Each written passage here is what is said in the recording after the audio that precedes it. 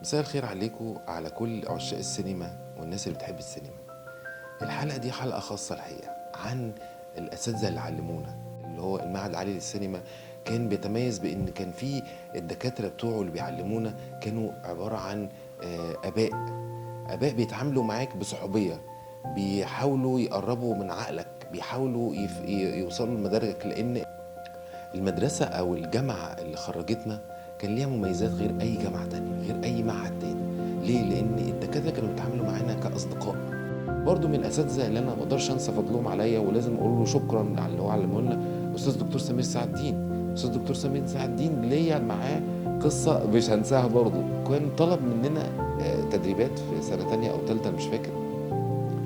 كان ورا المعهد قبل ما يتجدد، يعني المعهد دلوقتي صرح كبير بصراحة، يعني نشكر الدكتورة غادة جبارة والناس القائمين على المعهد كله على المجهود اللي عملينه. بس المعهد بتاعنا الجميل الصغير زمان ده كان ورانا جزء كده احنا كنا مسمينه خرابة، يعني لانه كان مش مجهز وكان بايظ وكنا بنصور فيه طول الوقت، فكان طول الوقت بيتهد ويتبني ويتبهد ويتبني. فالمهم الدكتور سمير طلب مننا ان احنا ننزل نصور تكوينات في الخرابة دي. فاحنا تعاملنا ازاي؟ انه يا دكتور طب هنصور ايه في الخرابه دي؟ قال لك انت ما تشوفش الخرابه بوحشتها، انزل شوف الجمال اللي في الخرابه. بمعنى ايه؟ ان انت اختار لك التفصيله بقى. ما هو احنا ما ينفعش ان انت يفهمك كل حاجه، هو بيقول لك انزل اعمل وبيشوف انت الناتج بتاعك ايه. هنطلع ايه من الخرابه؟ هنطلع ايه الصور اللي ممكن تطلعها؟ ف يعني المفاجاه ان احنا، عايز اقول لكم ان احنا نزلنا وطلعنا صور تجنن. وبعد بقى طبعا ما طلعنا الصور دي وصورنا ورجعنا للدكتور سمير تاني، فانا كنت يعني هيموتني سؤال ليه يعني الدكتور سمير تختار لنا مكان هو قبيح؟ عشان قال لي لا، ما انت ما تختار عشان تصور اختار شيء قبيح وانت تجمله. يبقى وظيفتك انك كمصور انك تجمل القبح او توصله للناس بشكل جميل، تبقى شايف القبح ما توصلوش بالشكل اللي هو يعني تقول ان ده وحش. لا بالعكس، الصور اللي طلعت مننا الحقيقة ساعتها كانت يعني جميلة جدا. كل زملائي وكلنا عملنا صور رائعة من الخرابة اللي هو دكتور سمير كان بيقول عليها. ولكن الفكرة في انك تشوف الشيء جميل، مش تتصوره كما هو، لا تنقله للمشاهد بشكل جميل ويليق بيك ويليق بفنك. دكتورة هناء عبد الفتاح كانت المعيدة للأستاذ الدكتور الكبير الأستاذ الدكتور ماهر راضي. طبعا هنجيب سيرة وهنتكلم عن الدكتور ماهر راضي دلوقتي وتجربتي معاه برضو. بس الحقيقة دكتورة هناء كانت من الدكاترة المميزين جدا، إنها كانت بتتعامل معانا كأم، يعني أم خايفة على أولادها. انت ما حضرتش محاضرتك في وقتك ليه؟ ليه جيت متاخر؟ ايه مثلا ما حمضتش صور كذا ليه؟ لا التكوين هنا مش يعني تتكلم معاك في كل شيء وفي الحياه برضه، ومش في مش في التصوير وبس. لا كانت بتهتم بينا لدرجه ان كان في صديق لينا يعني يعني ما حضرش امتحان او حاجه كده، وانا مش ناسي اليوم ده، فضلت وراه يا عيني لغايه لما خدته ودخلته الامتحان.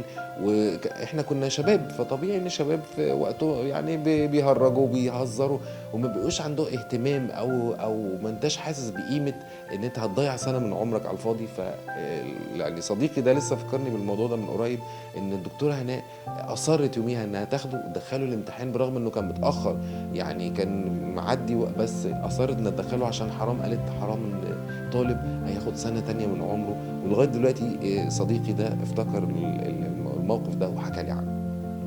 دكتور ماهر راضي بقى الاستاذ بتاعنا. دكتور ماهر راضي كان من اعظم مديرين التصوير اللي انجبتهم مصر حقيقي. ليه؟ لان دكتور ماهر راضي من اصلا اسره سينمائيه.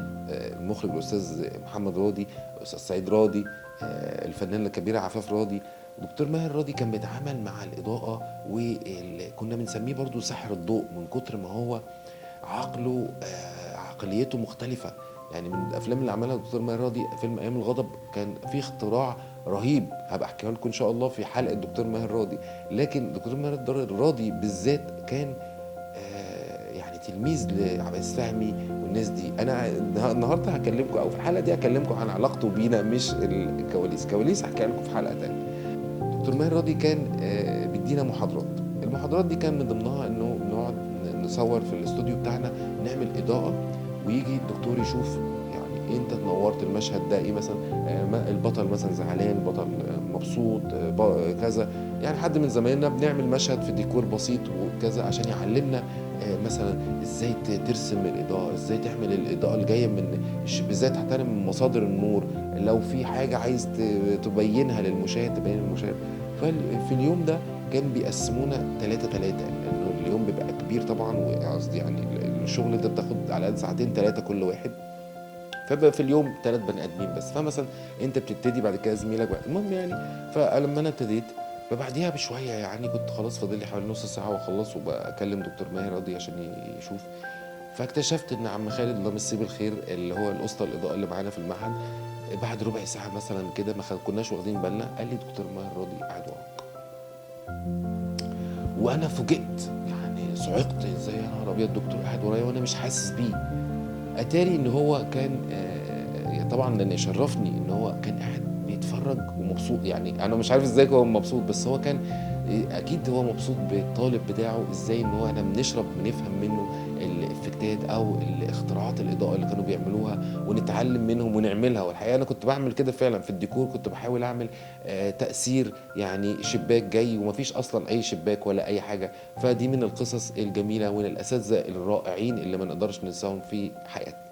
وفي نهاية الحلقة أنا حابب أشكر الأساتذة اللي علمونا، ربنا يديهم الصحة اللي عايشين واللي توفاهم الله ربنا يرحمهم ويحسن إليهم. وكمان عايز أشكر المدرسة الأكاديمية الفنون اللي علمتنا، وأشكر الناس القائمين عليها دلوقتي دكتورة غادة كبارة والمجهودات اللي عاملينها في المعهد من انتقاله للصرح وقامة كبيرة. أنا أشكر كل الناس اللي علمونا وخلونا امتداد ليهم وخلونا لينا أسلوب وطريقة وتفكير وأثقلوا عقولنا وخلونا شخصيات ذات أهمية في المجتمع.